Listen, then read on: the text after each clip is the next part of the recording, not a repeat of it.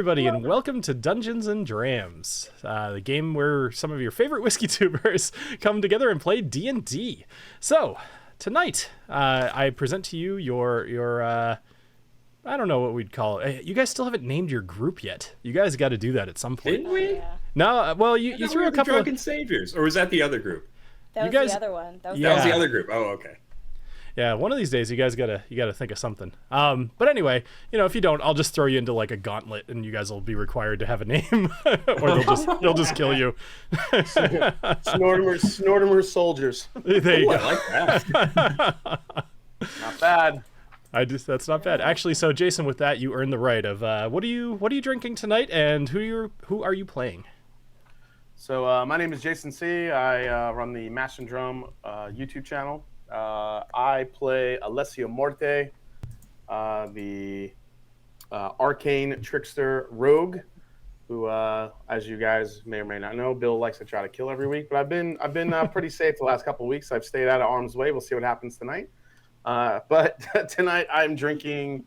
I kind of was like looking around because I'm in the whiskey room tonight, and I'm like, man, what the hell do I feel like sipping on tonight? And I pulled out my rye whiskey of the year last year, which I haven't sipped on since last year, and that's the New Riff barrel proof sherry finish malted rye, which is absolutely just a ridiculously good rye whiskey. So I didn't realize that they had started making all kinds of crazy shenanigans. I love it for them. I've just yeah. I think from a New Riff perspective, I am actually not that crazy about the bourbons they make. I think they're highly inconsistent, especially from a single barrel perspective.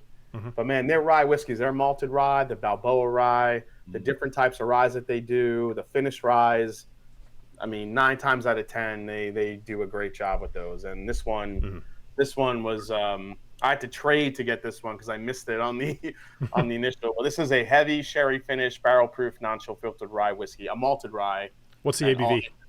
Yeah, it's 56.35%. Okay. So 112 and change. Nice. Well, that sounds exciting. I do it's like the idea of all doing. of their releases always seem to, even at cast strength, seem to be relatively low compared to other cast strength offerings. They must put it in somewhat low. They're going in at a low entry proof, so you even at barrel proof, their stuff never really gets. You never really see it above 120 ever. So how about you, Ed? What are you drinking tonight, other than water? I got a little single barrel Pick a Whistle Pig. This is another one I bought mostly for the tater sticker. It's got Porkins from New Hope on it. So yeah, and the fun thing with this one is it's actually a 16-year rye with a 10-year label. So that's kind of interesting. This particular bottle was 2004 to 2020. So. Yeah. Is there a more useless character than Porkins? I'm not sure. Like I'm truly He's just there to blow up. I actually think Jar Jar was more helpful than Porkins. I mean, well, Jar Jar actively put the Republic in danger. Porkins just blew up. Right? They were like, dude, all you have to do is pull up, and he's like, nah, it's cool, I got it. I'm just gonna crash. I got it. Well, there's only one. This is so funny to bring this up real quick. My cousin here is visiting from Indiana. He was playing a qualifier to be in the PGA Tour this weekend. He went to college. He got full. He's an amazing golfer. So we were, I don't know, Avengers Endgame was on last night, and we're watching the last episode. And there's the part where they're trying to get to the van to get the gauntlet out of there. And like the women all come together and they're like, how are we gonna get past all them? And they're like, she's gonna have help. And then all the women come together. So the girl from Guardians of the Galaxy with the antennas.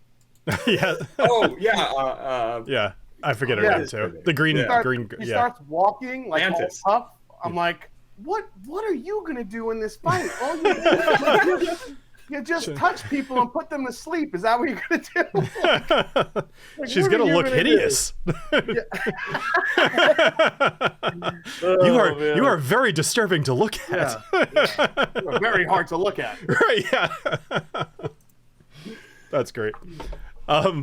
All right, so yeah, never mind. I was going to go more into Porkins, but I suppose we should probably get to the D&D in some capacity. Adriana, what are you drinking tonight? You're back at home. You've got your whole availability to you. Your 700 bottles of Knob Creek. Which one did you pick? Instead, to really, change it up, instead I'm working on bottle killing this Baker's 7. So that I can get super far away from Knob Creek. I thought you were joking. Instead, and then you pull out Knob Creek. Right. It's Baker's 7, which is close, but not quite. But I also grabbed a couple of Elijah Craig barrel proofs because I feel like having some, and I think the new one might drop this week. Nice. So don't buy it. Okay. While I drink that, I'll be playing TaLin Creek, the halfling ranger. Mm-hmm. And now I'm stuck on this whole thing about being a ranger, and it sucks to be a ranger. Bill and I were just talking about it before it started. So I will, hopefully, I've been taking over the job of dying every episode for Alessio, so I'm hoping to give that up soon. That's true. It has been a couple times recently. Yeah. So actually, maybe it goes in cycles. Each of us gets a turn. Yeah, maybe it will. Question for anybody listening to this now or in the future. What have you done with your rangers to make them more interesting? Specifically, actually, think about spells too. Like if there's spells that you make sure you take, give Adriana some help. I've got suggestions, but I'd rather hear from the audience. Yeah. All right, real quick, Clifton, that Baker's 7 is that worth getting? Because I've just never had it before. I think it's underrated. Like I keep meaning to do a video about Baker's 7. Because I understand why people don't, because it's pretty much the same price as a Knob Creek single barrel, and so you could get that instead of this. But it is a little different, and I have yet to have one that I did not like, and I loved this bottle. It was super good. It's different enough for me to be worth it. Yeah, you got to think of Bakers in the same context as Wild Turkey, where they have one mash bill and they age it in different areas to give a little bit of a different feel to it. I think Baker's kind of falls under that category, and it's 107 proof, and not everybody wants to drink 120 proof. So I think it kind of I don't understand those people. It kind of falls into those into a nice. It makes for like a nice, easy open drinker to start with. And they're single barrel, so there's some variety. But some of them, always really enjoyed them. A couple of them could be. You get the ones that are a little bit closer to the 8 to 8.5, 9 year mark, because normally you'll see the 7 on there, but on the tag it'll tell you most of them are 8 years old or older. Okay. This one's 8 years 7 months, so it's older than most pretty much all the Bookers. Yeah. It's just a little bit lower proof. I think they're freaking good, and I did get to try that 13-year one. That, how was that? Year. Oh my god, that one was fucking ridiculous. That was really good. Yeah, I have one of those back there in the silver box. Oh, nice. So good. Yeah. So good. Yeah. Right before I started the channel, actually, like a couple of years before I started the channel, I bought a regular Baker's, and I remember just being like, I wasn't a fan of just regular Baker's. Label. Yeah, I mean, we're talking 20. Actually, it would have been before 2013. Yeah, I have a couple of those bunkered just because they're the old wine style labels, kind of cool. But but I wasn't a fan of it back then. But I also I wasn't into whiskey back then, so I could have a completely different opinion of it now. Yeah. So Clifton, what are you drinking tonight, and who are you playing? Sure. Well, I'm back this week. Thank you all for. I've caught up on last week's stream. I'm sad that I didn't get my little golden nipple piercings that you guys were talking about buying for me. It's okay. Pasties. I'm Clifton. Yeah, that was it. I'm Clifton. My channel is Bourbon Bites, and I play Knobolas, who's a half-elf warlock. Seems to find himself getting to some places he shouldn't be getting into, theoretically and physically. As well, and then tonight I'm actually just doing some bottle kills. So I grabbed like 3 bottles that are low. I have a Templeton 10-year rye, Presidential Dram 8-year rye, and then Maker's Caster. Just because these are all so low, I'll hopefully get through at least one of them tonight. I was about to say I'm so hoping you get through all 3 of those because that'll be the ultimate Cliffy. We'll see how much Bill tries to kill me tonight. We'll see. I might have to. Mega Cliffy up in here. I never try to kill. If I wanted to kill you guys, I would. Well, yeah, all you would have to do is just make some crazy monster and just drop it in the middle of the forest where we are and like make them unbeatable and we're dead. With 8 legs, so it can hit us 8 different times. Yeah, exactly. There you go. Yes, multi-attack. I'm gonna roll again. Oh wait, I gotta roll again. Oh wait, I'm gonna roll again. So, how many legs does he have? Another set of heads. Yeah, that's So then by the time Bill adds up all the dice, he's like, so that's 85. All right, so I'm dead. And then he'll be shocked when you say, "Well, I'm dead." He'll be like, "What?" Yeah. Really? It's so funny. I don't know how I lost such track with you. I did whatever I thought the bear would do, but it was funny when you were like, "Oh, I'm unconscious." I was like, "What?" The fight just started. So you took some big chunks of life off of her. Like, sure did. Yeah. Yeah, you rolled kind of bad on the dex save, I think. I'm glad it just happened to somebody else for once. So, Piddles don't play. No, piddles don't play. So, Clifton, do you want to shout out our patrons real quick? Yes, indeed. Huge shout out to all of our Patreon supporters.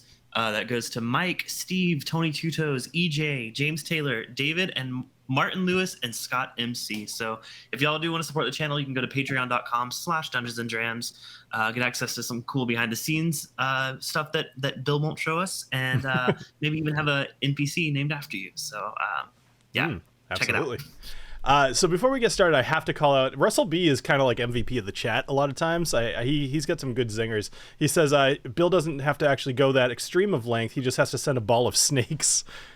Yeah, that's Alessio's favorite. The unbeatable ball of snakes. No matter what I did, no matter what I did, attacked me 12 fucking times.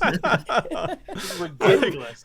Like dragon I really fight. want to see that ball of snakes make a return, like as your rival, like a showdown with this ball of snakes.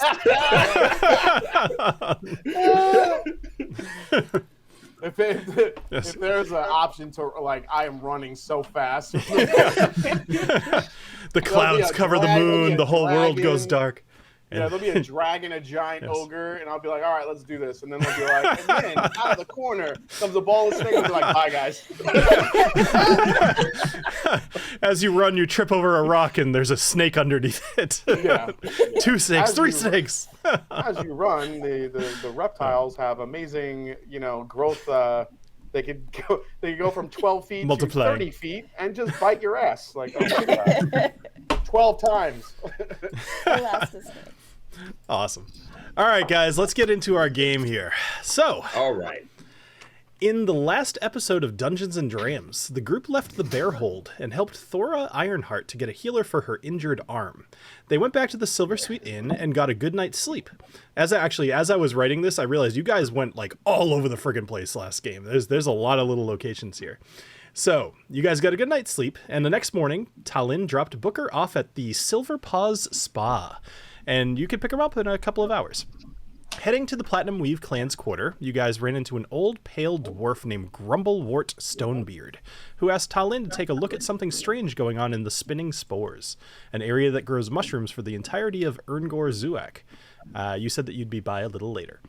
Soon, the group entered the Silver Spindle to use the coupon that they had won from the Festival of the Roaring Rampage. The group acquired 2 items, both of equal importance.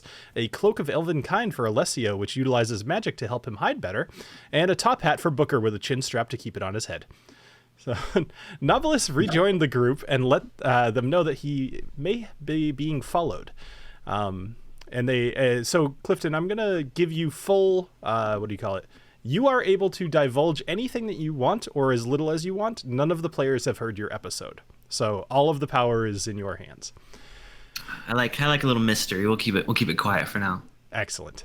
So you guys took a very brief tour of the Shimmering Cavern, and then found your way to the Glimmering Gearworks, where you were formally introduced to Taniana Fizzleriver, and she introduced you guys to the engineering group Merrick Coppercoil and Alicia Cogspark. Our episode ended as Alicia Cogspark strapped a jetpack to her back, blasted through the air, deployed some sort of safety device, and then, running back to the workshop, asked who was next. So, I ask you guys, would anybody like to fly through the air? Yes. Yes. Of course. Shouldn't it be somebody bigger than her to try it out at different sizes? Well, it's funny that you say that, because actually, as you volunteer, Tatiana and Alicia actually come up. They say, we've already got all of the specs that we need on gnomes. We'd like somebody a little bigger, if that's okay. Ah, drat. I'll try it. Strap me up. All right. It deploys a ball of snakes. If it doesn't deploy it, I'm gonna land in a ball of snakes. I like it. It turns out we were all balls of snakes this Oh, It's like we are Groot. We are balls of snakes. we haven't even really started drinking yet. So. I have 2 more bottles. I can, Right. keep going. All right. So they say, let's see. So as they're kind of getting you ready, they pull out this orange jumpsuit and they start to kind of pull it up your leg, but it's obviously far too small for you. But Merrick, who was the guy working kind of like with the engineering stuff with the gems, he lazily scoots his stool back. He picks up a small green gem from the table, no bigger than a pencil shaving, and he presses it into the cloth. The cloth immediately grows in size to fit you perfectly, and he walks apathetically back to his stool. Alicia says, if you look at your chest, you'll see a white rectangle. This is the bounce-assisted life-saving landing system. Are you ready? Oh, God. Great. And then you have the rocket strapped to your back, and she lights the rocket, and she says, okay, you're gonna want to kind of squat down, and pretty soon it's gonna light, and I forgot to tell you how to deploy. And as she says that, you take off into the sky. So the rockets flare to life, and you're pulled by the shoulders out to the top of the glimmering gearworks. As you approach the highest points in the cavern, you end up near those kobolds that had been cleaning the ceiling, kind of hanging from ropes. You startle one of them, and they fall from the ceiling. However, they're caught by the rope and their friends that are kind of up there with them. But they're now dangling freely. The rocket starts to sputter as you reach the pinnacle of your arc and start to descend. You need to figure out how to deploy the bounce-assisted life-saving landing system. Or balls. Balls? I was going to say, is this spelling balls? So, what are you doing to deploy balls? Balls. Well, I mean, first thing I do is just try to hit that silver button. So I start tapping it. All right. So you, it's thankfully very intuitive. And as the air is rushing past your ears, it's deafening. And you smack yourself right in the chest, right on top of the device. And you're quickly enveloped by a white canvas air bladder. But right before your vision goes away, you see a number of dwarves exiting the tunnels down in the pits. And they're kind of just staring at the ground, and one of them kind of looks up, sees you coming, and that's the last thing you see before your whole vision is just white as you're in this inflated canvas ball. So you bounce into the pit once, twice, 3 times, and then you roll to a stop. But you're upside down. And you wait, but nothing seems to be happening. You seem to be stuck inside of the balls. It's a good problem to have. Snake balls. Now, Okay. as a note, when they were suiting you up, they kind of just they basically put the suit over the top of all of your all your gear is either on you or left at the area. So you're just kind of stuck inside of this thing upside down. What would you like to do? Well, first since I saw some of the workers down there trying to walking out, I just say, hey, anybody there? Is there anybody there that can help me? I just kind of shout out, but I don't know if I'm too muffled or not. Sure. So, excuse me. A couple of seconds go by, and a pickaxe pierces the bubble, and it starts to let the air out. And a group of dwarves are staring at you as you kind of tumble out of the balls. That's the last time I'm saying that. Good thing they got him out of there before those balls turned blue. Yes, when exposed to ultraviolet light. Yes, anyway. Because the sun normally doesn't shine inside of Erngorzulek. So anyway, so the dwarves are staring at you as you kind of tumble out of this, and you see a rather kind of like skinnier for a dwarf man standing above you, and he's got a blue beard and he's got these blue eyes, and he kind of holds a hand down to you, and he says, "Well, it looks like the B.A.L.L.S system is working well. Thanks for helping test it out." And he kind of helps you up to your feet, and he taps you in the chest, and the ball the big white thing collapses back into the white rectangle upon your chest. He says, "I'm Magnus Stormrider, captain of the Jewel of the Mountain's Crown. Pleasure to meet you." Pleasure to meet you, Captain. So I see you're helping out. Magnus Oh, Magnus Stormrider. Stormrider. That's a badass name. So he says, I see you're helping out Tatiana with the B.A.L.S system. I asked her to change the name, but I mean, the acronym's just so good. So how was your trip through the balls? Was it cushy? Was it good? Imagine the flight attendant doing like her whole like emergency spiel kind of thing. And, like, in case of an emergency, balls will deploy. You're gonna slap your balls. Yes. You The gotta balls slap. will cover your face and neck.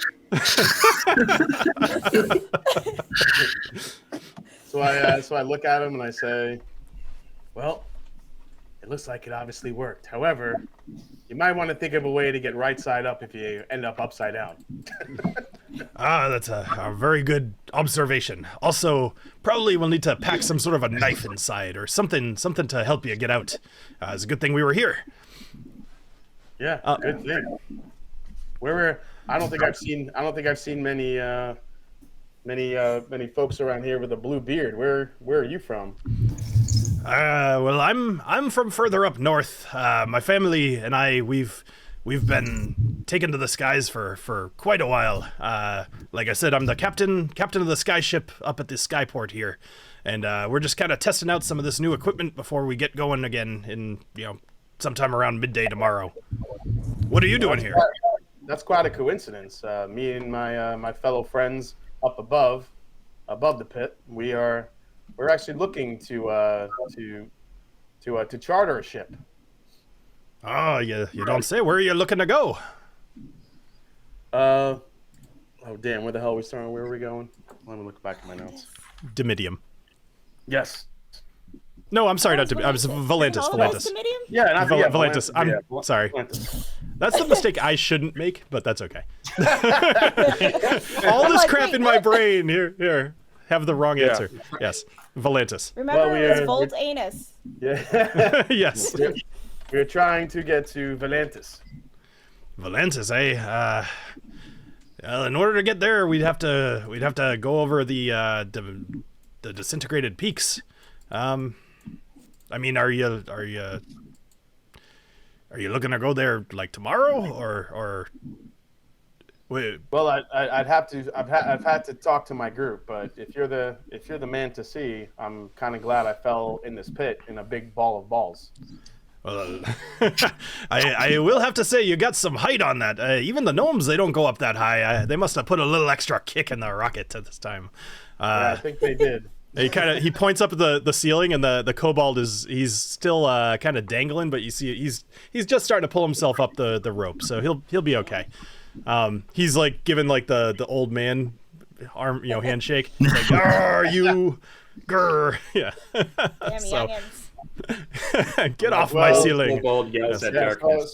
so I say to him, I look down on him and I say, well, let me work my way back up the pit here, and I'll talk to my friends. And where can I find you if I need you the next day or so? I'll be over at around the Skyway, or maybe in the Silverhammer area, kind of staying at one of the inns there. But I mean, I'll just tell you, if you're looking to go up north, I can get you over to The name of a city that I forgot. The Dwarven capital, which is fairly close to Volantis. I'm not very willing to go over the disintegrated peaks because you never know when Fireclaw will be out hunting. Oh, Fireclaw. Well, is that a dragon? That is a dragon. Roll a history check for me. 19. 19 is very good. All right, so Fireclaw, this would be pretty well known. Although if you've never been to this continent, it's possible that you wouldn't know. But Fireclaw is an ancient red dragon who is responsible for the disintegrated peaks being in the state that they are. Basically, he exploded out of a volcano along with lava. There used to be kind of like a lush forest where the disintegrated peaks are, but no longer. And he often will fly in that area kind of looking for food. All right, so I kind of look at him real quick, and I kind of look behind him, like, what are you doing down here? Are you guys working? You trying to look for the golden vault? Well, actually, I was. It's funny that you say that. Maybe we'll talk about that in a minute. But I was actually waiting for whoever was blasting out of the Gilded Gearworks next. I assumed it'd be a gnome when you tumbled out of there. It was. I thought maybe like you got your hand on one of those crystals or something and got a little bigger, but it was unexpected. Yes, bigger balls. I understand. Yeah. Bigger, yes. Always good. Anyway, so the you mentioned the what was what did you say? I was wondering if you were working or looking for the golden vault down here. The golden vault. What are you looking for the golden vault for? I was told it's one of the things to see in this beautiful city. Well, I don't know who told you that, but you're gonna have to get inside the sunstone cavern in order to see the golden vault. And security around there is not, they're not just gonna let anybody in there. I see. Okay. You're gonna need a reason to be in the sunstone cavern, otherwise they're gonna probably turn you away. Okay, well that's good to know. Well, it's mighty fine meeting you, Mr. Storm Rider. That's a badass name, dude. Well, thank you very much. I earned. There's quite a bit going on up there in the sky, and maybe I'll tell you the story of how I got the name another time. But yeah, so if you guys are gonna want to hop aboard the skyship, just meet us there kind of mid-morning tomorrow at the Skyway, and we'll leave from there. It's gonna be probably about 10 gold pieces a person, though. It's a bit of a trip. All right. Well, thank you for all your information. We'll be in touch soon. No problem. All right. See you later. Yeah. So while all of this is happening, the rest of you guys are left in the Gilded Gearworks. Is there anything that you would like to do or say or talk? What are you guys doing? So, I understand that you work with gears, yes? Yes, and I want to create Gearworks. I want to create a tiny man to sing songs for me. Can you do this? Interesting. What kind of song? Why am I talking like a dwarf still? Sorry. Are you? So actually at this, so Alicia, she kind of perks up a little bit, and she says, "Is the little man like? Do you want to play an instrument or just sing, or tell me more about what you want?" Well, can we make him a tiny guitar? A tiny guitar. Absolutely. I mean, she runs over to her desk and she starts kind of drawing out some schematics, and I mean, this is something that you're used to seeing. They're incredibly detailed, incredibly fast, and she's having all kinds of ideas. And she says, "Yeah, I think we can make that work. Do you need it to walk on its own, or is this gonna like sit on your shoulder? Like, tell me more about this." No. I'll do the walking. He will do the singing. We need, our party has no singing. We need someone to sing about our great travails and actions. Is this a and mechanical quests. bard? Are we buying? We need a bard? little bard. We need little bard. All right, and she's drawing some more, and she writes at the top of the blueprint. She writes Bartholomew, But she she said, you can change the name if you want. This is just a working title. It's okay. No, that is lovely. I love it. Perfect. And it's got, she looks at you and she draws a little sombrero on his head. And she's like, so we're thinking a little bit more mariachi bard. We're thinking a little bit more mariachi rather than like say a lute. Is that the idea? I was thinking more flamenco, but Flamenco. mariachi will do. We could definitely do that. Flamenco too. And so she says, why don't you come back later and I'll have this all ready for you. Price. And she looks over at Tatiana and she says, what would I even charge this guy for this? And she says, let's have parts. Blah, blah, blah. And then you hear Merrick, he kind of speaks up. He's 3 gold. That's 3 gold. It's going to be 3 gold. These two, they can't make any decisions. Just 3 gold. Yes, this is a wonderful price. Perfect. I will take him. All right, excellent. And he picks up a little yellow gem off the table and he throws it over to Alicia. And he says, yeah, you're probably going to need this. He looks at you. He says, it'll need to charge in the sun every couple of days. But aside from that, it should probably do what you want. It'll be fine. Yep. Very good. If you want, I mean, do you want me to like record, like you want my voice to, like I'm as you can tell. We'll talk about that after the episode. I've got some ideas. Okay, cool. Awesome. Yeah, that came out of nowhere. I'm just saying, everybody needs a tiny bit.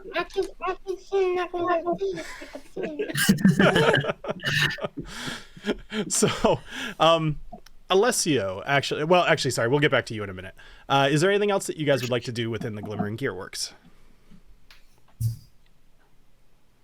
All right, cool. So Tatiana, she was actually kind of staring out the window at your launch, Alessio, and she's got these.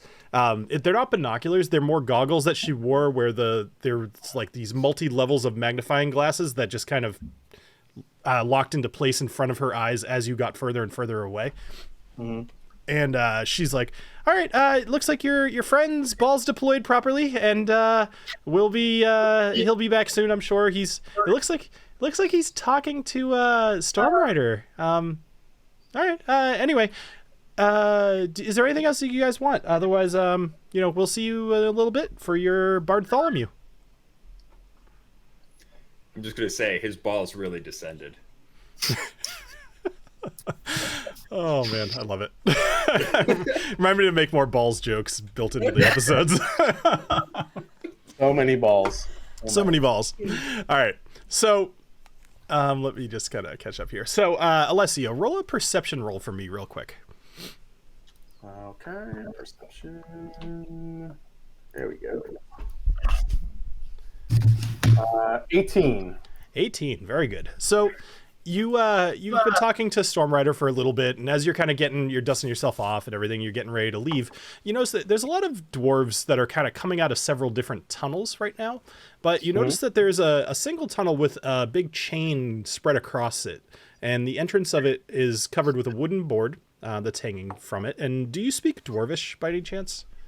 I don't recall if you do. I can't remember either. Let me check. Now let's see. Languages: Common, Elvish, and Thieves' Cant. All right. So you can't read the sign on the chain, but you do see that there's also a statue next to it, of just it's like a picture of, or it's a statue of a dwarf holding a pickaxe.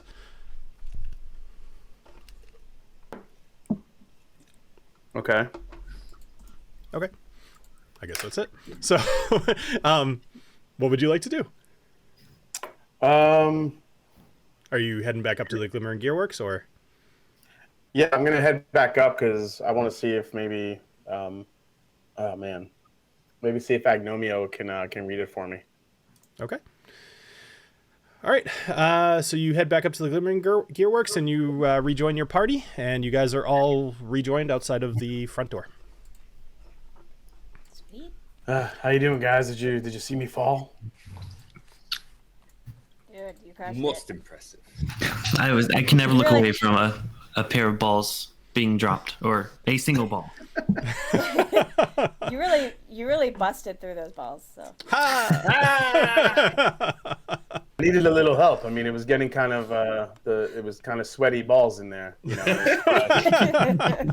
until they were kind enough to cut me out of those sweaty balls. It was good. Who was that guy you were talking to afterwards? That was Magnus Stormrider. I think when we want, if we want, we have a passage to the Skyway. He's the captain and can give us passage on his skyship.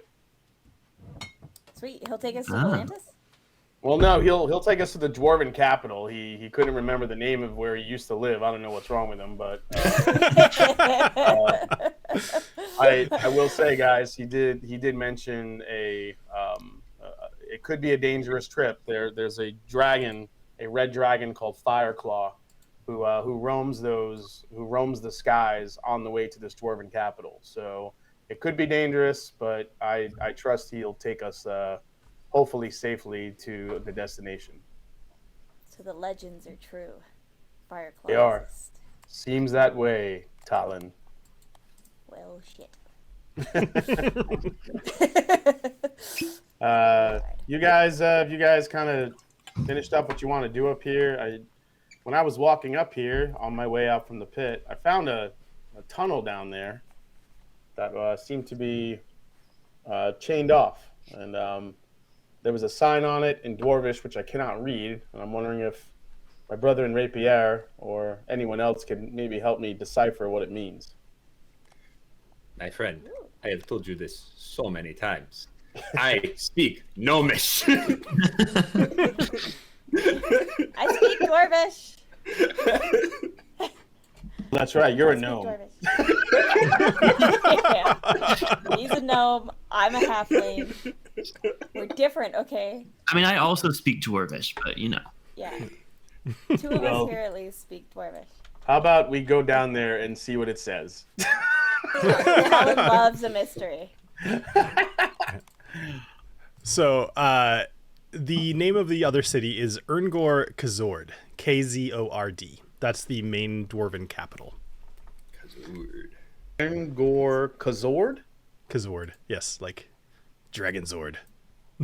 Oh, nice. Yeah. Yes. Okay, so for the sake of brevity, so you guys head back down into the pit. I'd like you all to roll me a d6, please. My foundry's not working. Hit F5. Yeah, and I've refreshed and nothing's happening. Oh, fantastic.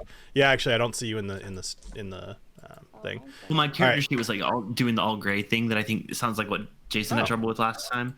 So I refreshed and now I can't get in. So fun. Beautiful. Okay. Well, do you happen to have any? Foundry. Do you have any actual dice? I think I might have sent you some forever ago, right? No, I did have some. I just do not know where they are. Adriana's got some. I can ask Siri to do it, right? Yeah, that's do it. perfect. They can't do it. One. Just ask her to roll a d6. So how do you roll the Hey, Siri, d6 with the roll a D6. how do you roll a d6 with the code thing? So you were close. Do /roll space 1d6. /roll space 1d6. I got 6. Okay. Cool. I got 4. All right. TaLin got a 1. What'd you get, Agnomeio? A 1. A 1. Oh, 2 1s. Okay. All right. So as you're heading down towards the pit, these 5 dwarves Oh boy. are now standing in front of you, and they're all wearing these black leathers. And you notice very quickly they all have these onyx daggers kind of crossed at their back. Although one of them, the guy that you recognize from gambling, he's standing there and he's got one dagger in his hand. And he says, "Hello. What are you doing? Bullshit. Knobolas. I believe we had our conversation interrupted earlier. Did you have some fun? You had some fun with the ladies or gentlemen, I don't judge, over at the Come Inside Inn or Come Right In, not the Come Inside Inn. That's the seedy joint. The Come Right In that's the high class joint. The Come Right In is classic. I have no idea what you're talking about. I was in no such place. Interesting. Because I'm pretty sure I saw you. He looks back at the guy behind him. He says, Brogan, do you recognize that guy? He's like, oh, yeah. Yeah, I saw him at the bar. He was talking to the bartender there. He ordered a drink. Pretty sure that's the guy we're looking for. He turns around. He says, Lyra, is that the guy we saw? She says, absolutely. That's the guy. And she starts kind of heading up a little bit. They're starting to kind of circle around you guys. Oh, shit. I mean, okay. I mean, I have no other defense. I mean, I think we're about to fight, aren't we? Knobolas, I look at Knobolas, I go, what did you do? There are so many giant-tittied blonde elves in this dwarven city. It could be anyone. Okay. It was Felix, damned elves. So they say, look, Knobolas, at this point, you've taken some of my time. My time is valuable. At this point, I think the price has gone up to about 50 gold. Has it? And he looks. Sorry, before you answer, he looks at you, TaLin, and he says, "Just so you know, I wouldn't trust your purse around this fella back here." I will not take such blasphemy. I'm trying to see how much gold I have. I'm looking at this new sheet. I'm trying to figure out. I think you have about 40. You have about 40 gold. Okay. Yikes. Yeah. Surely we can work out some other kind of deal. I mean, you obviously are interested in the establishment as well. Maybe I can get you a discount. Make a persuasion roll. Oh, persuade him. Wait, so did that guy say to me that I shouldn't trust Knobolas around my purse? No, you do no such thing. He's obviously lying. A 24. 24. He says, all right, it's clear that you don't realize the situation that you're in here. Otherwise, I don't think negotiation would be the way you'd choose. But he kind of looks at all of you. He says, there, I see 4 of you, and I see 4 fortuitous. I see a fortuitous situation here.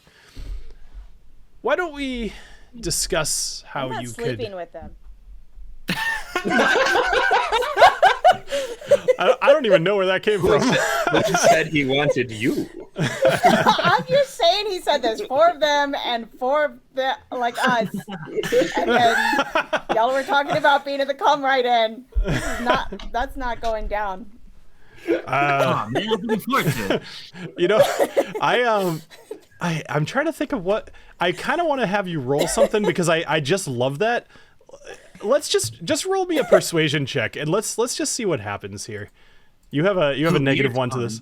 I want TaLin to roll a persuasion check. Dwarven fuck pile, everybody. You rolled a 1. Actually, technically, I rolled a 0 because I rolled a 1 and I have a -1 charisma. So it's a 0. So you rolled a 0. Okay. So at this point, God. he actually he's so taken aback that he's like, hey, Lyra, could you come over here? What was your name? TaLin. I'm completely Lyra, red. TaLin is completely red. I'd like you to kind of maybe explain a little something to TaLin here, because that's not what we're getting at. And Lyra comes over and she's just like, he's not talking about having sex with you. I whisper back, I'm like, oh, thank God. And he says, he looks at you, Alessio. I'd like you to make a sleight of hand, Alessio, real quick. Well, actually, let me tell you what he's looking for. He's gonna notice your ring, unless you choose to hide it. He's noticing my ring of Brakath? Yeah, or he will, unless you choose to hide it. He's kind of looking you up and down, trying to see what you're all about. And he will see the ring on your finger unless you decide that you want to try to hide it. Yes, I'm gonna choose to hide it. Okay. So roll a sleight of hand for me. Okay. Natty 20. That's what we call a dirty 20 actually. Dirty 20. Oh, it's not a natty. Well, I can't tell because I can't see the That's writing. Oh, that's true. We can't Oh, see that's the fair. original. Yeah. I So just saw you 20 come up. So it's a technically dirty you rolled 20. a 9, but you have so many modifiers that it became a 20 because you're a freaking beast. That's how the rogues roll, baby. So you managed to kind of hide your ring like within the little part that's covering the top of your hand. So he does not see it. He says, "You seem to be maybe. I mean, I don't want to be too presumptuous, but I would guess that you probably know your way in and out of places without being seen. And it just so happens that the obsidian blades here have a use for you. If you're willing to help us out, we could forgive your friend Knobolas here, his transgressions, and there might be some money in it for you." And if I choose not to help you? Well, I mean, the way I see it is we outnumber you, and there may be some more people hiding around the corner. TaLin's like, "You'll have to sleep with them."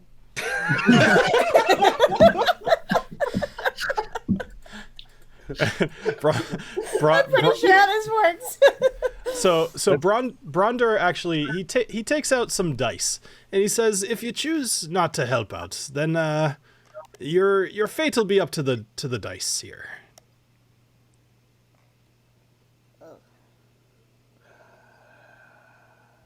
Damn, Knobolas. Don't look at me. Into. Well, what's the job? And how much money are we talking here? Well, actually the pot is quite sweet. It's about 1,000 gold. But what we need you to do is we actually need you. We need you to go into the Sunstone Cavern and retrieve some of the sunstone for us. But it's going to be a lot. It's going to be about 45 pounds worth. So you're going to have to find a way to carry that with you without being too obvious. Now, here's the thing. The sunstone, they glow real bright. So you're going to have to find a way to hide that. Even within a backpack, your backpack will light up. We'll put it down Alessio's pants, no problem. Just hide it in your balls. What does that new coat that he got do? The super dark one. I like where your mind's at, but no, it just helps him to hide better. Yeah, I don't think we could use it like the invisibility cloak from Harry Potter. Unfortunately. Yeah, I was like, This is so Ocean's 11. I'm kind of digging this right now. We're getting break into the vault, steal, and try to walk out of there without being tackled. So this guy's his name is Bronder, Brondur, Bronder, and he's the guy that was like you were rolling dice, gambling with, whatever. So he says, if you're willing to take the job, we can retreat back to our hideout. We'll go over some of the details.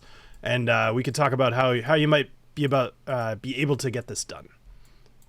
Why wouldn't you have done it yourself if you had such value out of this?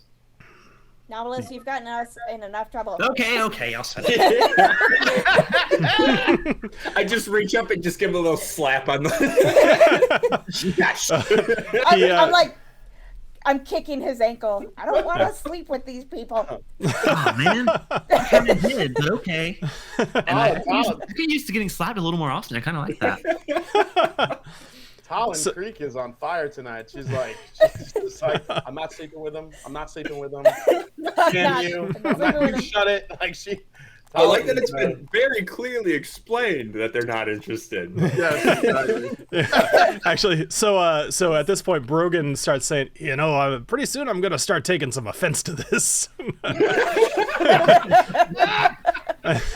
and then Lyra, who's the woman who was speaking to you, she hits him and she says, "You'll take no such thing. The only thing, well, whatever." She says, you leave her be." So here's the question.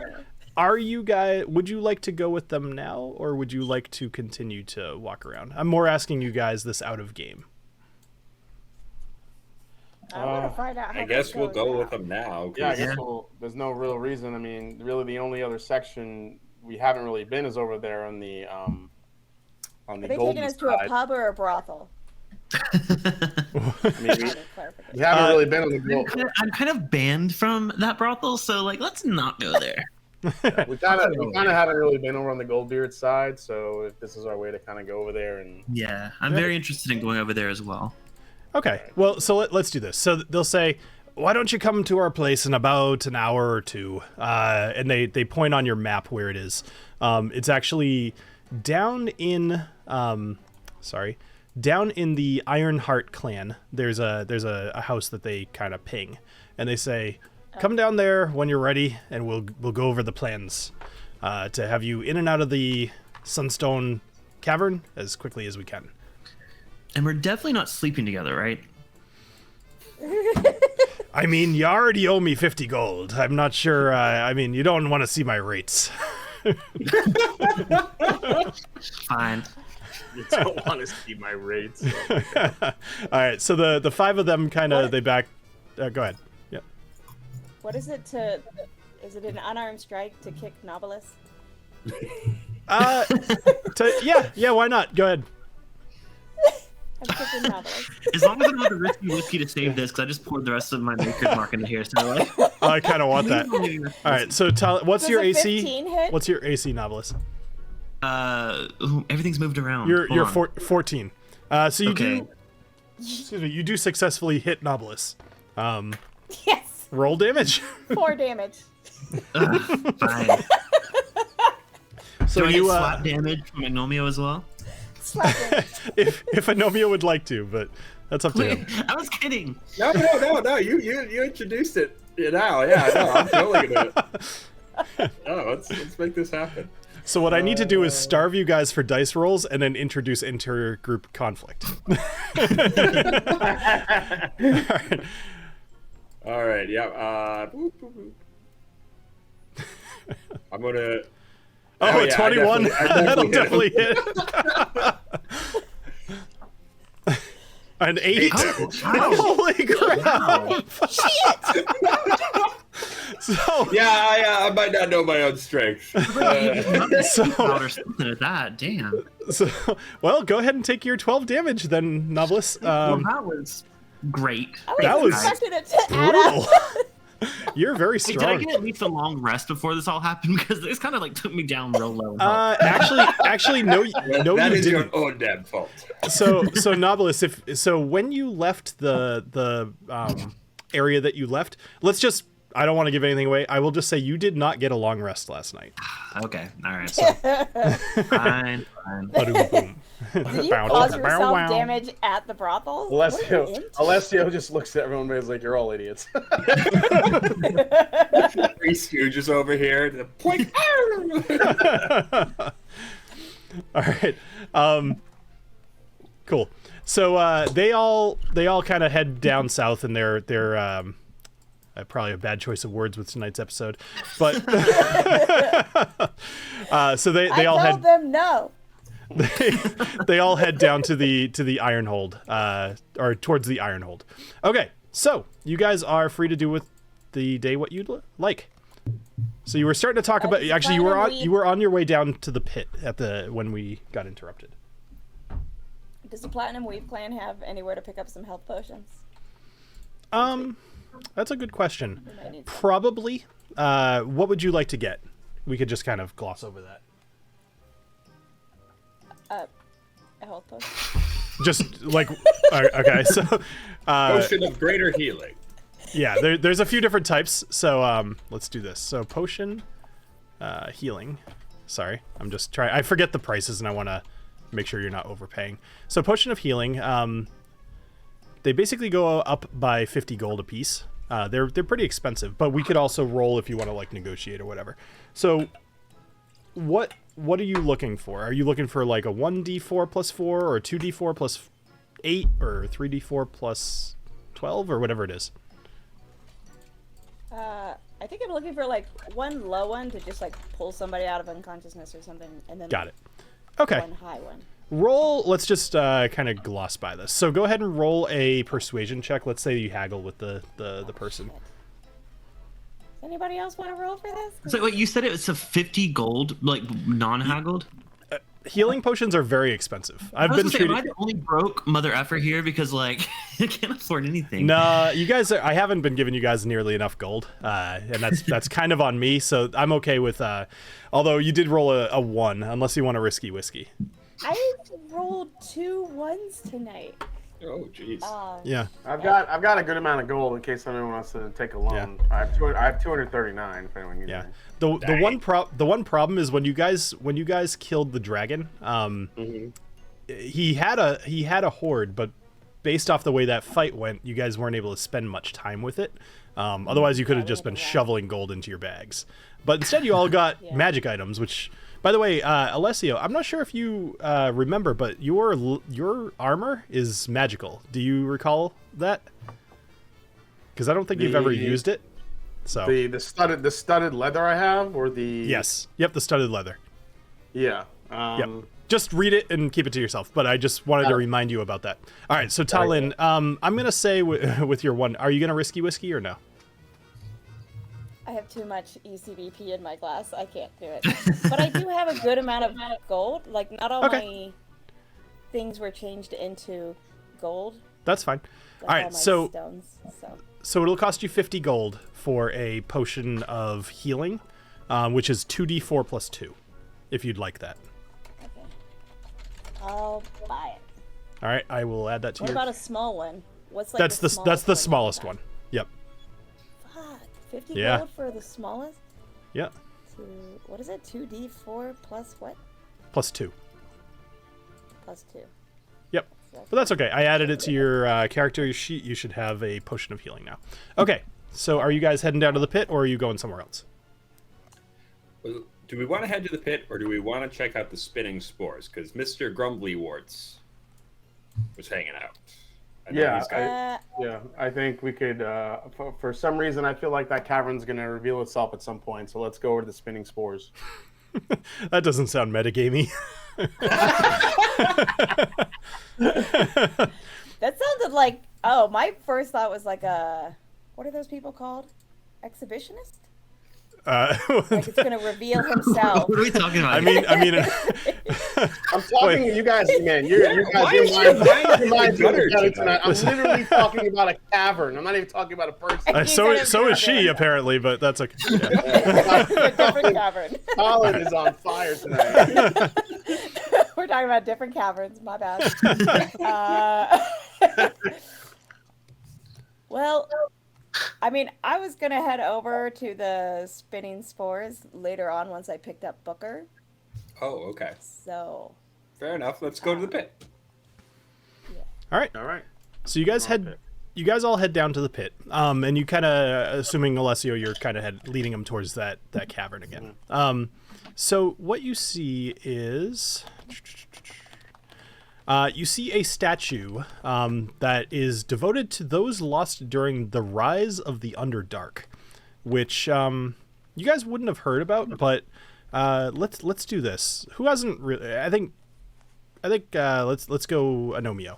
Can you roll a history for me? Sure. And Clifton. I don't think you've gotten to roll much tonight. I've just been rolling ones. And I think. Don't ask me. Yeah, I probably should have had it. 50. 15? All right. All right, 14.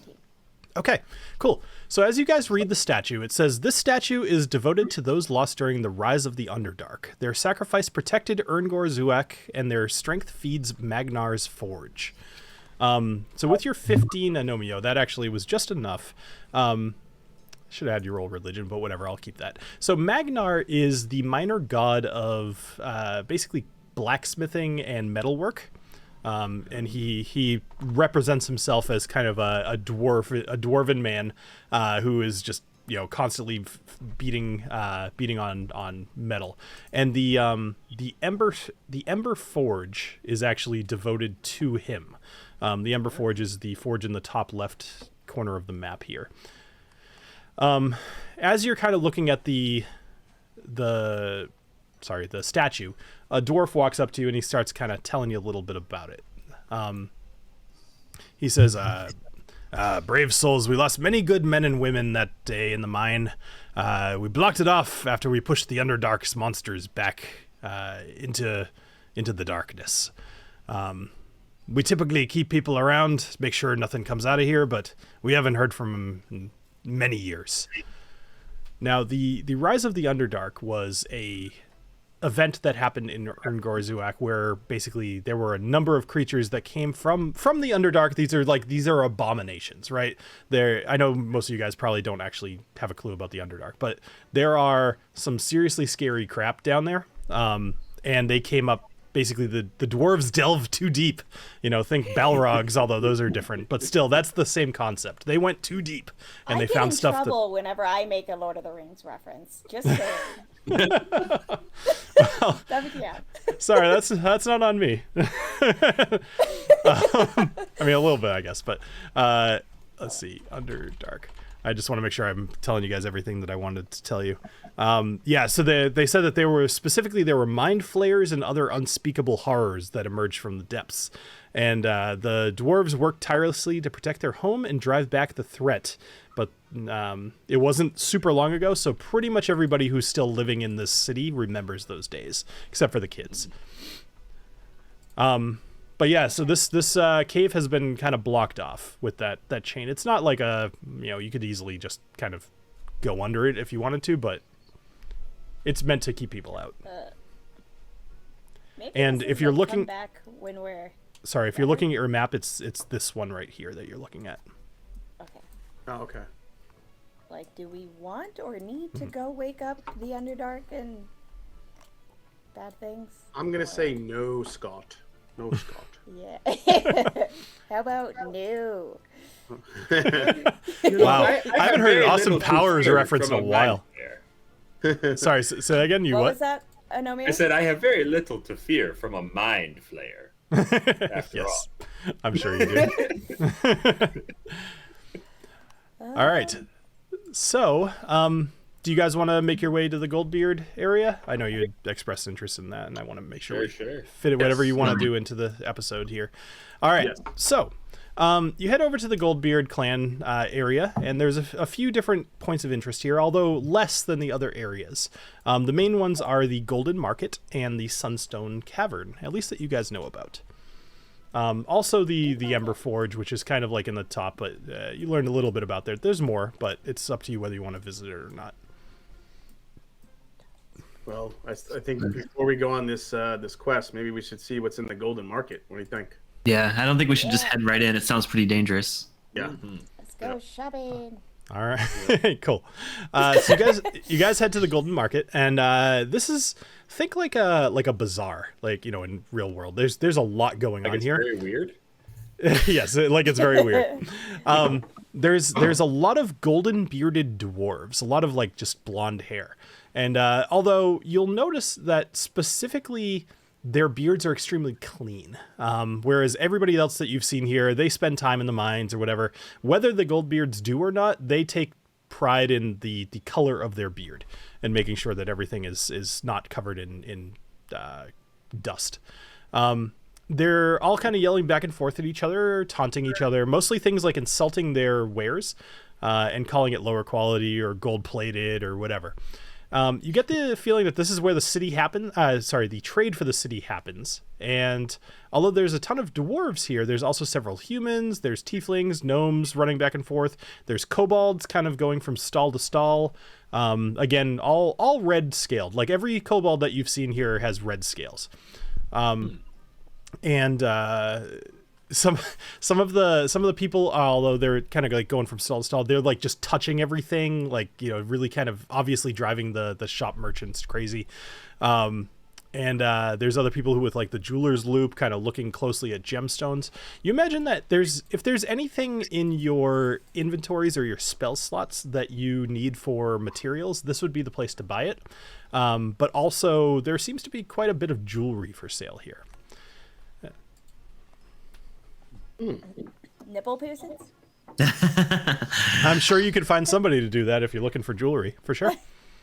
Do the women dwarves have gold glitter in their beards?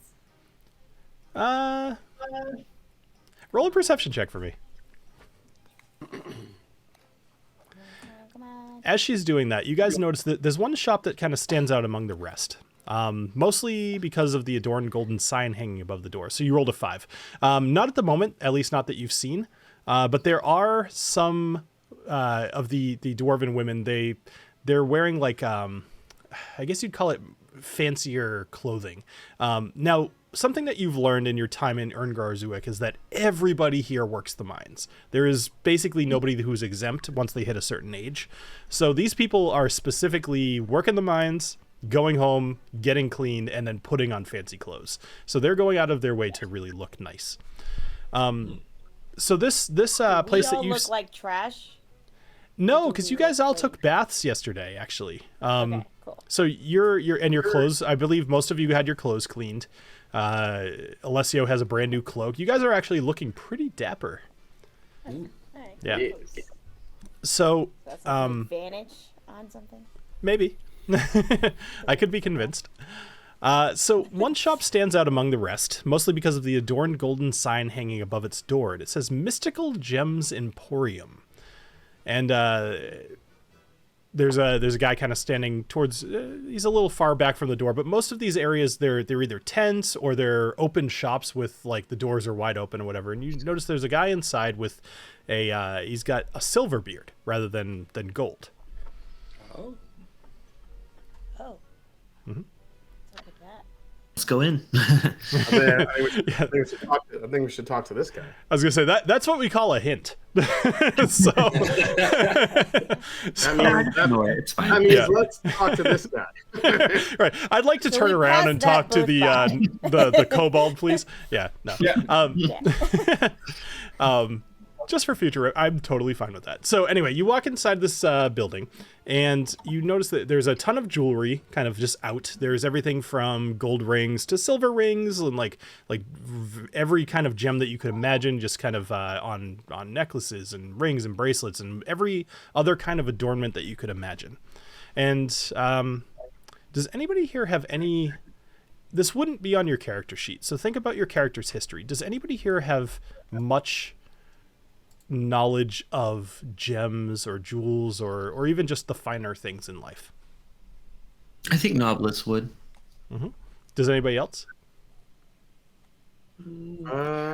Probably not. I think Agnomeio's rather dapper, but more of an matador kind of way, less of a fancy. He's got a traje de luces, but he doesn't have a. He's not about gems, you know. Sure. Alessio, you TaLin would be. does research. She doesn't know about fancy things. I feel Okay. like Alessio might, just because he. I would agree. Yeah. He started, just kind of being kind of starting his whole thievery and being a rogue. He might know some of the finer things in life that he's seen. Yeah. It would make sense to know what to steal. So how about Knobolas and Alessio? Why don't you guys both make investigation checks for me? All right. Okay. What 21. kind of heightism is this, where the two short ones don't know shit about like fancy, expensive? Knobolas The just has tall ones expensive get it taste. all. I think this is by choice, though. You know, let's So This is we've tall got privilege. tall. See, this is exactly what's wrong with America. Correlation does Tall not privilege. equal causation. Yes, it does. Totally Anyway. does. we say that all the time at my work. It's like, well, this bug is happening on this thing. It's like, the correlation doesn't. Yeah, anyway, sorry. All right. So with a 21 and an 18, actually, both of you guys spend a little bit of time just kind of checking out the wares, and you're impressed by the quality. This is some seriously well-made stuff. You could tell like all of the gold is almost flawless. It's very clearly like 24, 18 karat gold, whatever you'd like. All of the jewels are cut really well, and they seem to have very little imperfections. But the ones that do are priced accordingly. So everything about the shop seems honest, I guess would be the right word. It seems like they are selling things for what they're worth. Okay, so they're on their up and up. They're legit. I wouldn't necessarily go that far, but I would say that what you can see is priced accordingly. Okay, what we can see is priced accordingly. Okay. Yes. I already know their gems just grow like every week, and so it's like kind of like screwed up that they can just sell them for full value. But so I will say that the gems that you saw in the Shimmering Caverns are not the same thing as like rubies and emeralds or whatnot. They're Okay. gemstones. Okay. I mean, amethyst would be the best way to put it. Like amethyst would certainly grow here, but they're not precious gems. Gotcha. Okay. Are there any sunstones in stock? I'm just curious. So there are some rings with sunstones on them. And with your investigation roll, I'll tell you that what you notice about sunstone specifically, this is not a gem that you've seen too much. It does glow with a little bit of luminance, but what you notice more is it just has, I'm trying to remember the real life equivalent, brilliance. As light hits it, it glows and it makes like a rainbow on the ceiling and stuff. And it's just extremely fine. There's all these little facets in it that just make it glow. I'm just curious how much they're selling that for. Like just what, like a ring with the stone in it. I'm just curious how much that goes for. Sure. So the regular like mundane rings with sunstone in it, things that are not enchanted or have any magical qualities to them, they're the smaller ones are on the like about 10 gold side. The larger ones, they can fetch quite a bit more, 30, 50, 75, somewhere in there. They're not huge prices, but those are a lot for a typical person. Is the gray bearded gentleman still in the store, in the shop? He is. He's behind the counter, and as you guys kind of walk in, he looks at you real quick. He sees that you're immediately checking out the wares, and he's let's just say there's a little back and forth. He introduces himself. He says, I'm Durin Silverbeard. This is my shop. Welcome. Feel free to peruse the wares. All right. So I kind of venture over. I really I like your shop. You seem like you have some very well-made items here. Oh, thank you. Yes, I actually make them all myself. Me and my assistant, but he's learning. For the most part, everything you see here was made by myself or somebody that I check their quality. So go ahead, Knobolas. No, you can finish what you're doing. I was just gonna say this sunstone ring. I don't think I've ever seen anything like it. Yes, this is the only place in the world you can get sunstone. It's mined up with the Goldbeards there in the Sunstone Cavern. But, obviously, actually, I guess you're in the Goldstone. He's over there, not up there. And he says, yeah, we got a pretty good price. There's quite a bit of it down there, but, it's well controlled. It seems extremely bright. Well, I mean, how does one even wear this? Fashionably, it would be the right word. Yes, you put it on. You put on if you wear a I like that. If you wear a necklace with sunstone on it, you will be impossible to ignore. If you wear a ring, you can hide it a little bit, but if people look, they'll definitely see it. There's other jewelry we provide, but we stopped making sunstone with certain things that are meant to be hidden because they tend to shine through clothing. You say it's well controlled. Like, what do you mean by that? The Goldbeards, they make sure that they don't. If you're buying sunstone, it's probably from my shop or one of the other shops around here. Although I will tell you, I have the finest in this whole golden marketplace. Curious, how does a Silverbeard open a shop in the Goldbeard area? He gets a little upset in his face a bit, and he kind of. Knobolas. What are you doing? You can't just ask people how they get up around. Why do they have silver beards? He said it's okay. I like my silver beard. Just some of the other folks, they give me a hard time about it. I am a proud gold beard. I just something between the my mom and my dad, they both have gold hair, and I just ended up with silver.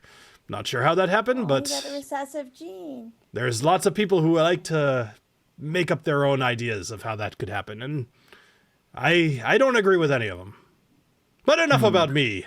How do you like having a friggin' gigantic chest? Little mama. A little for my mom, a little for my dad. You know, receptive genes and all. I suppose that wasn't the insult I was hoping it to be, but that's okay. So Graybeard coming back at Knobolas. That's hilarious. So is there anything I can do? Can I roll for anything to maybe get a little more insight, or is like that's pretty much it? Sure. Tell me what you're trying to learn. I don't know. I just think it's really weird that he's like the only Silverbeard here, and like he has a shop and he sells the finest quality sunstones. That's just kind of weird to me. Okay. I mean, why don't you? We are in the sunstone capital of the world. So Yeah, but why would you let a Silverbeard sell it? Boy, racist against you're a beardist.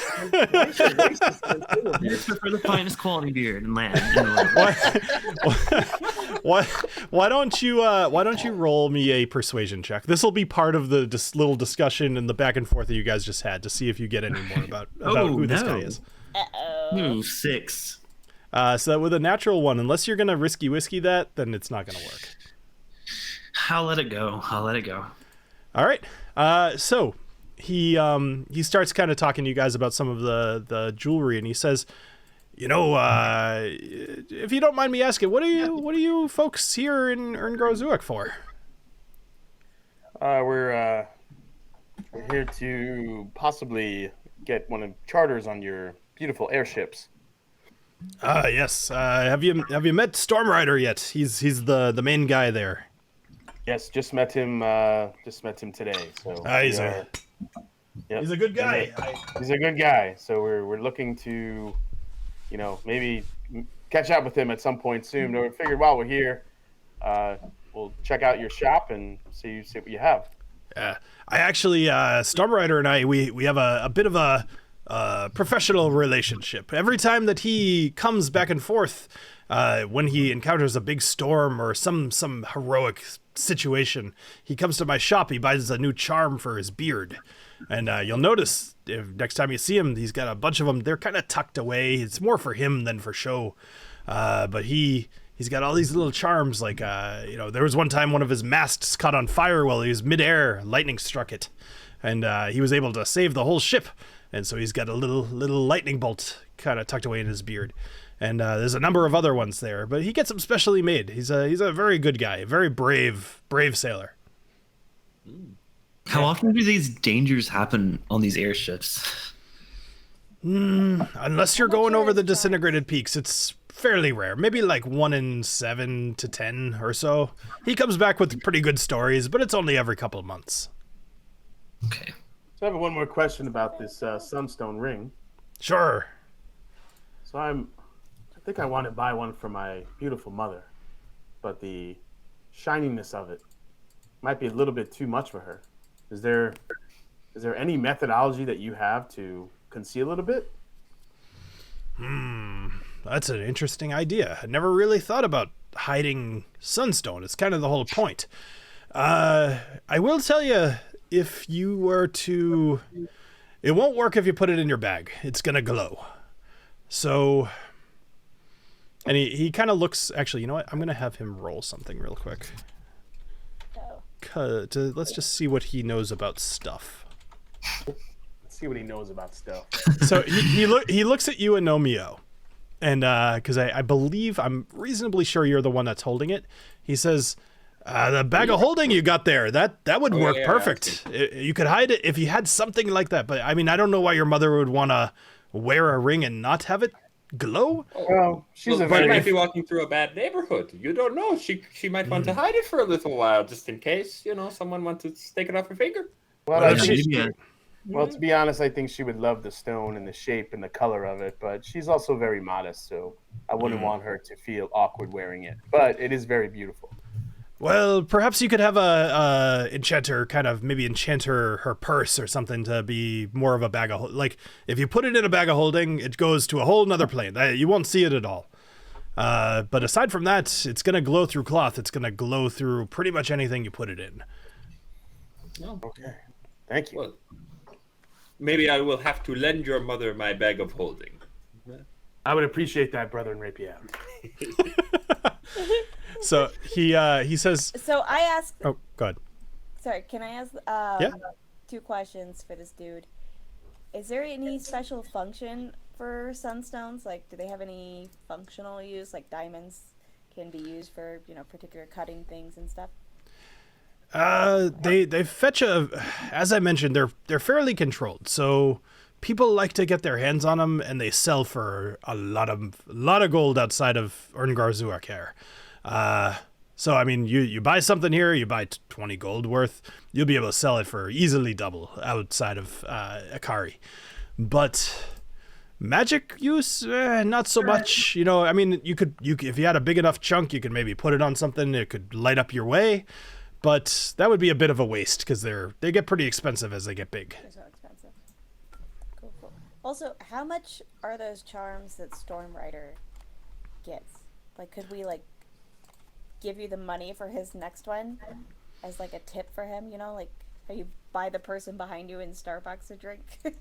Oh. That part's Yes. in parentheses. We got the pay it forward. Sure, absolutely. What he typically gets, it's more for him than it is necessarily for show. So it's not extremely expensive. Most of them are probably about a gold to 2 gold tops. They're not a lot. He doesn't even really like them to be gold because with his blue beard, the gold shows too much. He likes a silver color.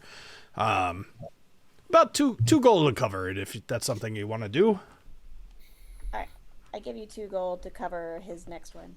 All right. And what's your name? What name should I put on this?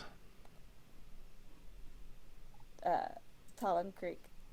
I was like, do you mean our group's names? Because we don't have one. Mortimer Soldiers. Mortimer Soldiers. All right. He's gonna get that. And he's gonna be like, "What?"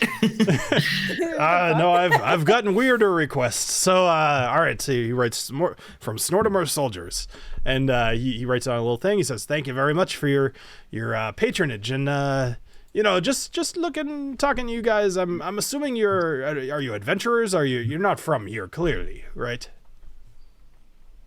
No, No. we are We're from all wandering over the place. heroes of great renown. Oh, well. Yes. Snortimer Soldiers is what you said. Yes. All right, I'm using that until you guys tell me otherwise. I like it. Oh no, I think that's it. I love it. I love think it. That's it now. That's great. Yep, Before we leave, or if we're not leaving, then I can hold it. No, he's still chatting for a sec. So he says, Okay. I've actually, and he says, since you've patronized me a little bit, and he hits a button on the counter in front of him, and it flips over, and you see a whole bunch of jewelry kind of showing. He says, these are what I usually reserve for adventurers, because frankly, I don't want to deal with people having this jewelry here in the city here, because I got to see them. They're going to be all annoying about it. I've got a number of magical jewelry here. There's everything from rings to amulets to necklaces. And if you'd like, I could tell you all about them. Yeah, absolutely. That's what we're here All for. right. So I'll just kind of go out of character here. So some of these are going to be very pricey, but that's okay. I'll tell you anyway because you guys might come into money, you might not, but something to keep in mind. So I can also try to steal them, like I've obviously. you certainly could. succeeded in the past. All of this is acceptable. I went so well last time, so. So We don't know. So the first item that he goes over is called the Earrings of Whispering Winds. And I, just to save you guys from taking notes, I will paste these into our backstage chat. Excuse me. So there's the Earrings of Whispering Winds, which are earrings that allow the wearer to understand and communicate with creatures of the air, such as birds and wind elementals. There's the Amulet of Guidance, which is an amulet that grants advantage on wisdom perception checks. There's the Bracelets of Dexterity, which increase your dexterity score by 1. Ring of Spell Storing, which you guys kind of learned about before. You can store up to 3 spells and use them later without using spell slots. And as I told you guys, I don't care that you're not magic users. If you are not a magic user, you can still use this. There's a Necklace of Fireballs, which contains several magic beads that explode upon impact, dealing fire damage to nearby targets. So basically cast the fireball spell, and every day you roll to see how many more you get. Earring of Comprehension, which grants you the ability to understand and speak any language for a limited duration. Let's see. There's quite a few of these. So there's a few others, but some that might be interesting is a circlet that allows the wearer to read the surface thoughts of creatures within a certain range. That's the circlet of mind reading. The anklet of Featherfall, which helps you fall slower. Pendant of Healing, which is has a limited number of charges to heal the wearer or others when activated. And then one more. Yeah, that's good. Which is a brooch of shielding, a brooch that creates a magical shield around the wearer, providing temporary hit points when activated. So there's quite a bit here, and most of them are between 500 and several thousand gold pieces. Oh, damn. Okay. Oh, those are cute. Speaking of Those are earrings, adorable. Man, we had Gucci. Oh, this is sorry, why I have I been missed that. rolling ones because I didn't put on. Oh, I Put love on it. your lucky There you earrings. go. Yeah. There you go. I didn't know we were shopping at Gucci. Damn. I know, right? So I'm gonna How much paste did you those say they into were? our They're at backstage. least 500. Most of them are between 500 and I think the top one is 5,000, but the cheapest one is, and keep in mind everything can be negotiated, but the cheapest one is about 500 gold. The most expensive is about 5,000 gold. Well, that was fun. Clarification Thanks, guys. Can I pay Earrings. in pork rinds? Maybe. Get the earrings of comprehension. Do those only translate things you hear, or also things you read? I would say both. Understand and speak any language for a limited amount of time. So it would be anything you yeah. read, hear, Understand. anything like that. Yep, I'm cool with that. I want the circlet of mind reading. That thing is awesome. Yeah, that would be a cool one. There's want some the serious ethical Thornberry. issues with How much? that. What's that run? So the fireballs. crown, the circlet of mind reading. So it's a rare item. So it'll be a couple of thousand, probably like 2,000 to 3,000. That's all. Okay. We're gonna have to. Oh, That's wow. all. Mr. High Roll over here. Yeah, exactly. Yep. Well, I like. Oh, there's a crown of charisma that gives you +1, so I could be 0. Unfortunately, you have to pay like $1,000 for that. Awesome. All right. So is there anything that I'm sure there's things that strike your fancy? You guys could certainly think about it. Is there anything else that you'd like to do at the Golden Market? Is there any spell components or anything too? Is things to think about? Well, I was just going to ask him, like, since we've kind of gotten to know him a bit, I'd like to just ask him a little bit about, like, the land and, like, you know, who is the leader of this guild, or can you tell us a little bit about this land since we're newbies? Sure. Tell me about your father. Yeah. tell me about your shit beard. So he says the leader of the Goldbeards, that's Ragnar Goldbeard. He's a bit of a stout dwarf. He's got the longest, goldest beard that you could ever imagine. He's from a long line, and he lives a little bit to the north. He's closer to the Emberforge, but let's see. I'm just kind of looking over his deal. He says he's got this gold crown that he almost never takes off. I've never seen him without it. But you'll see him. He mostly goes from his house to the Sunstone Cavern pretty much every day, and when he's down there, he stays down there for a few hours, presumably probably checking up on things, making sure everything's going well. The Sunstone Cavern really, it ends up making quite a bit of money for our guild here, our clan. How deep does the cavern go? It's less deep and more winding. I haven't been down there in a while, but I feel like every day it's getting longer. There's roll a persuasion. Let's see what he tells you about the cavern. Oops. Sweden. There you go. Ooh, a natty. All right, you're gonna learn a lot. So you got a natural 20. So he says, if you find yourself down in the Sunstone Cavern, actually, you guys are adventure. How would you feel about running a little job for me? Oh. Only because you rolled a natural 20. Well, I mean, that means, we could. The earrings are already doing their work. Just saying. So he says, I got a shipment from the Sunstone Cavern. I've been looking for some more raw material to kind of make some more jewelry from. If you're willing to go down there and receive a package for me, I'll pay you about like 3 or 5 gold, somewhere in there. There's a few. You know what? There's 4 of you. We'll go 4 gold. If you want to just kind of hustle over there, come bring me back a package. Sure, we were going that way anyway. Yeah. All right. That sounds good to us, but that means, can we get maybe? Does that mean we can make maybe a little bit more of a deal on some of your more rare items? Yeah. I mean, if you do a little job, I'll give you a 10% discount on anything that you want to buy. Okay, 10%. And so he takes out a little piece of paper and he writes. He says, permission to enter the Sunstone Cavern, and then he signs his name. Okay. Can I ask him one last question before we head out? Yeah. So back on the topic of the Ragnar guy, can you tell us about is he married at all? Does he have a wife? I'm just curious to what she does.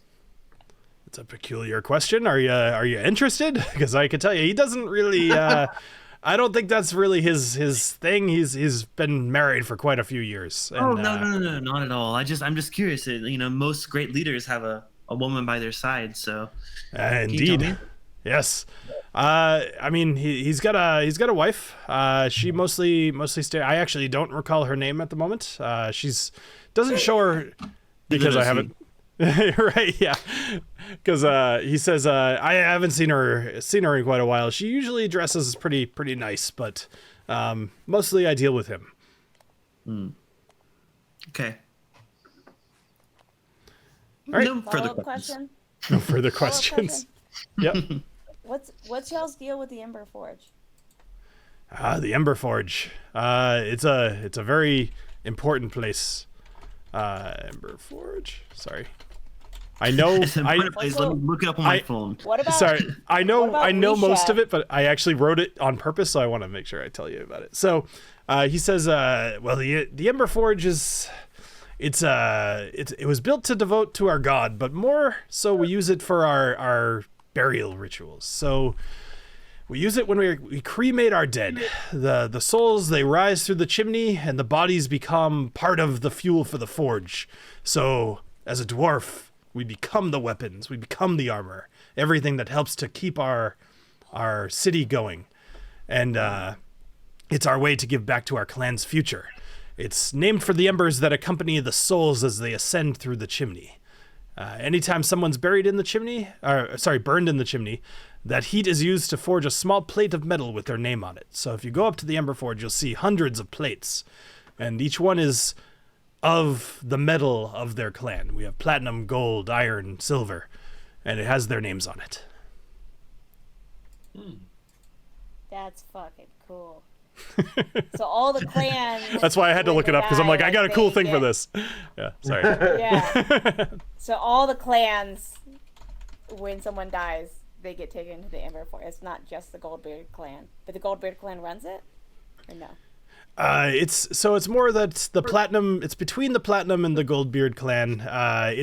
It's run by various different people. Anybody is welcome to use it as long as you have the skill to use it. But we also have there's a festival that we have here every 5 years called the Festival of Remembrance, and the dwarves, we all kind of gather around and remember our ancestors.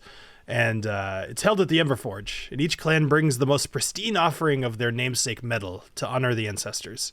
Each piece is melted down into 4 identical metal squares, and they're inlaid into a piece of jewelry created by the Goldbeards and presented to prominent members of each clan. When's the next party? It's not for a couple of years. We can wait. Well, TaLin wrote it down. She'll be back in 2 years to. As much as what is it, Deus Ex Machina happens, that one's not.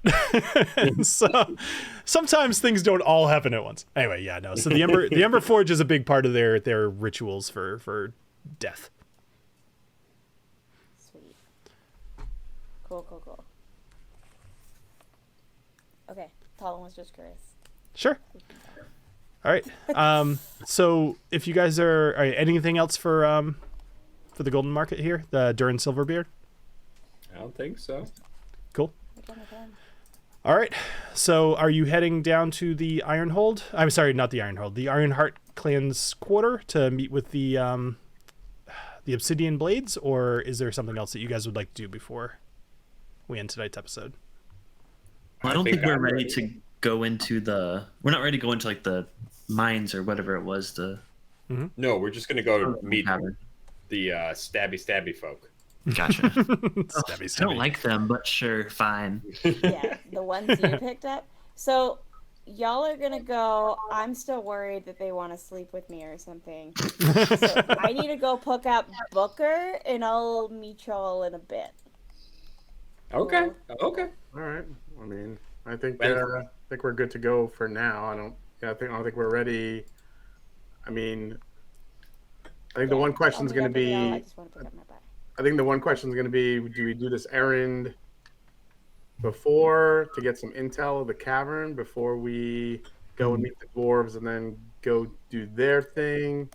That's the one question. Or do you meet the dwarves, find out their thing, and then see if you can't use the errand as your, because he gave you a thing that says permission. Yeah, that's our way. Like that's our way in. Right.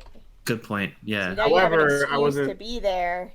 Well, yeah, I wasn't sure if the dwarves were going to give us some like secret passage in, but I don't know. I guess we'll see. We can find out. Yeah. We will find out, and then you can still do it separately after. Yeah. Yes. I love a good heist. Well, good, because it's certainly setting up to be one. All right, so we are going to end up doing an interlude with TaLin Creek this week. I believe we're going to probably film on Thursday, so my guess is it will be out either Friday. So, as you're kind of killing time on your Friday afternoon at work, that might be a good time to watch it. Otherwise, catch it over the weekend. And I would encourage the other players not to watch it, just because that's more fun.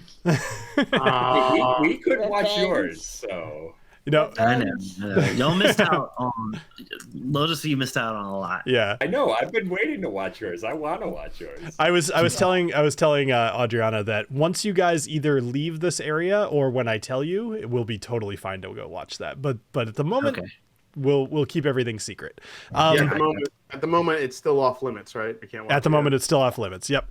So I would. So it seems as if TaLin is going to go pick up Booker and then potentially go do her own thing. The rest of you guys are going to be heading down to the Ironheart clan to go meet up with the Obsidian Blades to see what's going on with the rest of this sunstone heist.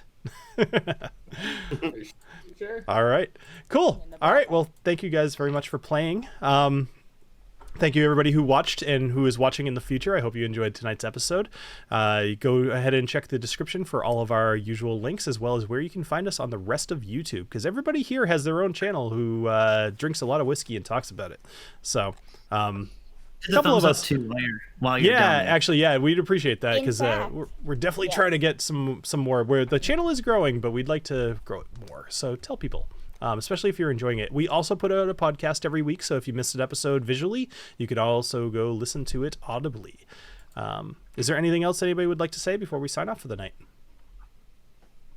I was just going to say, in fact, I will not be here next week because I will be filming new stuff for my channel in Glacier National Park, and I'll just be camping. Very fun. cool. I'm so fucking That's awesome. Oh, that's awesome. Have fun. So awesome. So, and this Wednesday, I'm going to do a live stream on my channel, which I only do once a month. And it's just going to be celebrating because I got a big promotion at my job. Ooh, Congratulations. Nice. Congrats. That's awesome. Oh, the good Knob Creeks are coming out. Yes, the Knob Creek 12 cast stream. Nice. You might be able to go up to the 18. Although, wasn't that one bad? I don't remember. But No, the 18's good. I like the 18. the 18 was good. Okay, yeah. Disappointed. No, the 12's great too. The first batch of the 15. That's what it was. Not bad. The 15 was the bad one. Yeah, 001, 002 is actually a lot better than 001. That's good to hear. Yeah. Guys, if you're not watching yet, wish me luck. This Friday is the Map Madness final. Hell yeah. Ooh, I'll definitely be checking that out. And also, a week from Wednesday, live here in the Whiskey Room, will be Dr. Patrick Heist from Wilderness Trail. Very Wow. cool. Good for you. Oh. Yeah, That's gonna be awesome. Fun. Yeah, it'll be kind of like a double stream that night, so we'll be on a little bit early. Good luck. I'll go back on at 9. Well, it'll be mostly talking when he's on, and then I'll be doing more drinking later on. So. I was gonna say you better pace yourself because you're gonna need your faculties and your taste buds. Yeah, well, I'm already working on like a ton of questions to ask him. It should be pretty cool. So Awesome. That's really exciting. Cool. All right. Well, thank you, everybody. Sorry. Yes, please. I got one. Yeah. You guys normally have nothing, so I was just trying to. if you can see from the hat, our distillery has finally rebranded. Sorry. We are Salty Dog Distillery in Lake Mills. And I'm excited to announce that we are going to have a blended whiskey coming out soon made from our distillate, blended with Kentucky, Tennessee, and Washington, D.C. distillate coming out at Milwaukee Whiskey Fest this September. Wow. So, and I'm going to be sending sample bottles to everybody here. Yes. Ooh. So you can all check it out before it comes out. I'm very excited. Exciting. That's awesome, man. Congrats. Yeah. Congrats. Yeah. That's really cool. Question. That's super cool. Follow-up question. Can we get Salty Dog Distillery merch?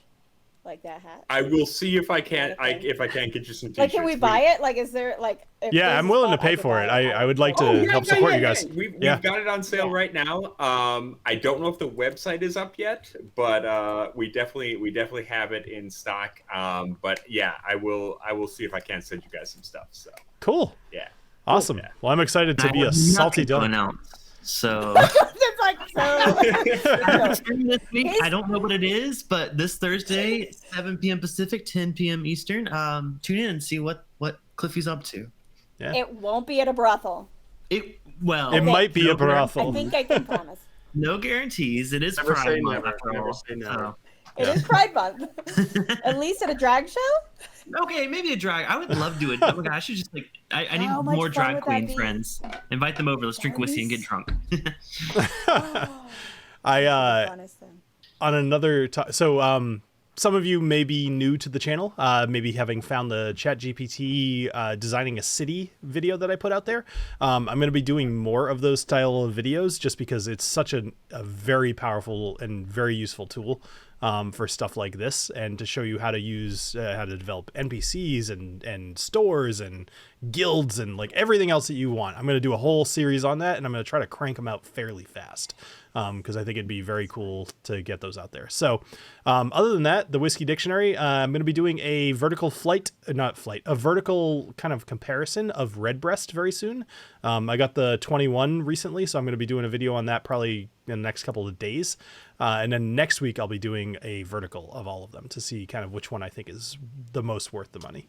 So I think Ed and I did that together a long time ago on my channel. I Did feel you? like, yeah, we did I sent him 5 different Redbreasts, and it's fun. I'm curious to hear what you think. I mean, especially with the 21, it definitely was surprising to me. I'm really excited. I have the 21 sitting over there unopened, and it's been killing my soul every day as I work here and just sit here and stare at it. And I'm like, it's only 10 a.m. Don't drink it. So anyway, all right, everybody. Well, yeah, I think that's everything we've got. So thank you guys very much again for playing. I had a lot of fun tonight, and it was fun throwing you around in a big giant ball. So I enjoyed it. I enjoyed it. Next week is all I got to say. I think next week I feel like it's going to be a good one. So tune in. Awesome. All the balls. All right. That's the title of the episode. We got a name now. Yeah, I was gonna say you guys got to let us know what we should name the episode. But oh yes. All right. Have a great rest of your night, everybody, and cheers. Cheers. Cheers. Cheers. Yes.